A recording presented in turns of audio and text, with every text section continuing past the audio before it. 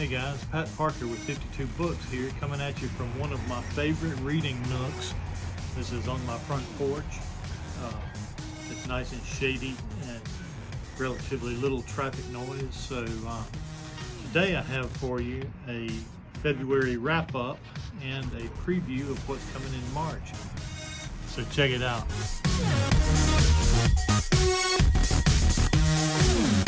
Alright, so we'll jump right in for February. I'm still currently listening to Titus Groan, which is the first book of the Gormenghast trilogy, or I think the author, Mervyn Peake, had planned Gormenghast to be a prolonged series of a lot of books, but I think he passed away after the fourth one was only an outline. I think his wife may have completed that fourth book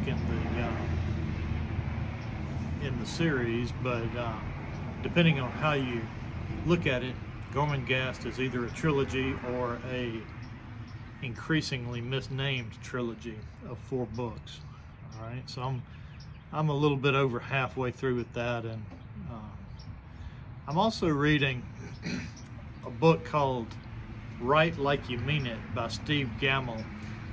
This is a book about writing, and it's sort of a guilty pleasure. I feel like you can't really learn an art like writing from reading a book, but that doesn't stop me from reading books about writing.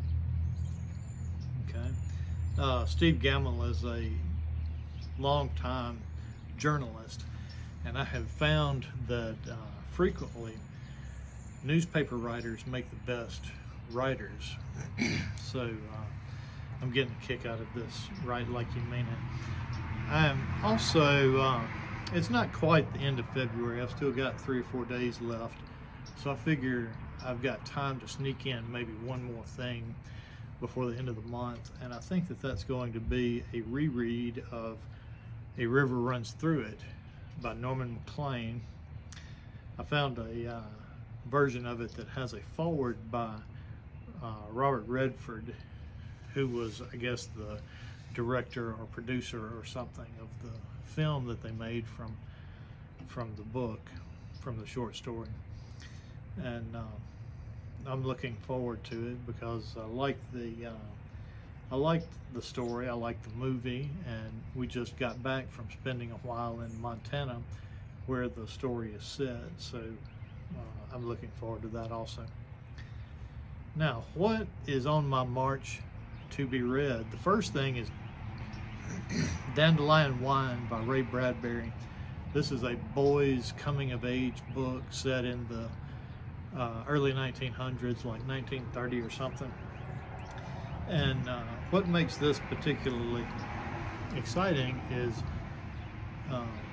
it's been said that Ray Bradbury was one of Stephen King's big influences, and Stephen King is widely thought to be like the master of coming of age stories, that sort of thing, with a teen coming to age, growing up under duress in a otherwise pastoral or bucolic setting. So I'm looking forward to seeing what Ray Bradbury did with Dandelion Wine that may have interested or influenced Stephen King. I've got Titus Groan by Mervyn Peake on my March list, but I started it early in February, and I will easily finish it in March. Also in March, I've got on my list Stormfront by Jim Butcher. Now, this is the first of the Dresden Files books. This is a urban fantasy. It's about a detective. I think there's some detective noir sort of vibes from the book, and it is widely loved by a lot of the fantasy reviewers, so I think that it'll be a good time reading that. I think it is also likely to be a quick read because it's not too long. Also on my March TBR, I'm going to be continuing my Pulitzer Prize project. Some years back, I started reading through the Pulitzer Prize fiction or novel award winners, and I have gotten all the way up to Lonesome Dove by Larry McMurtry. If you've watched any of this channel before, you know that I love Westerns. These days, I think Westerns sort of have a black eye. It's sort of barely a genre anymore, but I still have a soft place in my heart for a good Western. And I've been told by a lot of people that Larry McMurtry's Lonesome Dove is one of the best. This is another one that's been turned into a film, but I've never seen it, believe it or not. So I'm looking forward to that one. Now, since I started Titus Grown early, and the others are not all that long a book, I'm probably going to wind up in the same sort of situation this coming month as this month, and that is run out of stuff on my to be read list. So I've got a backup list, but the way that I do the backup list, I have a loosely organized pile of books that I think might come up sometime soon. And included in that backup list of books that I might read on a whim include The Legend of Bagger Vance by Stephen Pressfield, Tripods by John Christopher. Do y'all remember that one? It's a 1970s science fiction, young adult science fiction about three-legged space machines that come down and take over the world, and there's this resistance movement of young people that are trying to get rid of the alien overlords. It was serialized in Boys Life magazine during the early to mid 1980s, and I loved it and ate it up, and then discovered that it was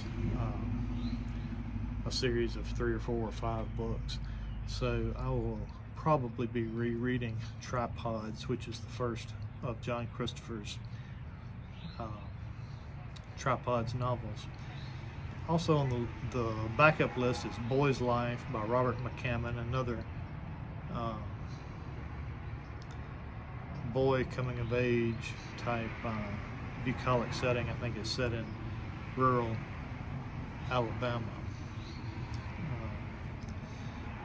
Another thing on the backup list is Sassenach, which is the first of the Planet Pirate space operas by Anne McCaffrey and Elizabeth Moon. This is another old one that I've read many years ago and enjoyed it, and I figured to reread it at some point. Finally on the backup list is Andromeda Evolution, which is a sequel to Andromeda Strain by Michael Crichton. It was written by Daniel Wilson, and it's credited to Daniel Wilson and Michael Crichton, but I don't know how much Michael Crichton had to do with it, if he left an outline or what before he died. But looking forward to seeing what became of the world after they beat the virus the first time. Okay, so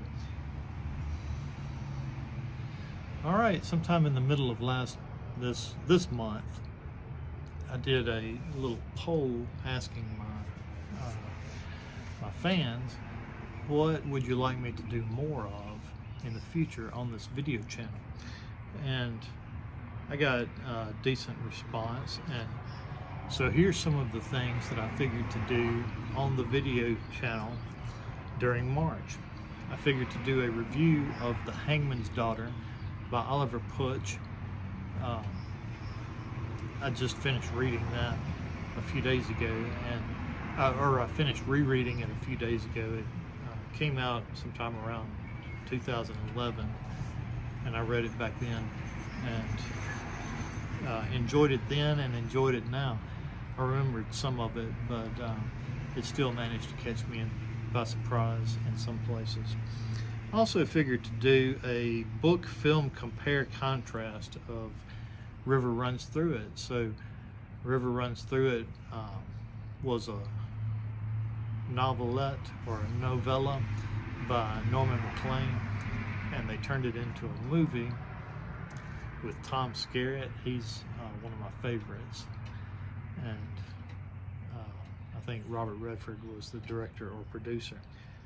So I'll be watching the video and sort of comparing and contrasting what is similar, what is different between the book, so that if you've read the book but haven't seen the movie, I'm probably like, there's probably not many people that have not seen the film. Or if you've seen the film and think you might want to read the book, maybe I can prompt you that way. Okay, also on the March video list, I want to talk about BookBub, which is a book discount service, and maybe do a book haul through my Kindle, because BookBub is always sending me such great deals that hardly a day goes by that I don't buy 1 or 2 books for my Kindle. So I will do a video and show you the last, I don't know, 15 or 20 books that I bought from BookBub for Kindle, and chat about that service. Might be something that you want to check out for yourself. I think I'll also do a video talking about J.R.R. Tolkien and Mervyn Peake, because for some reason Lord of the Rings and Gormenghast are frequently compared, and it's hard to see why, because it would be hard to think of 2 more vastly different books. Okay guys, I really appreciate y'all listening to my videos, watching my videos, and subscribing to my channel, because I'm having a blast doing this booktube thing. And what makes it even better is when I can draw you guys into engaging with me about these books, so that it's not just me spewing my ideas about books.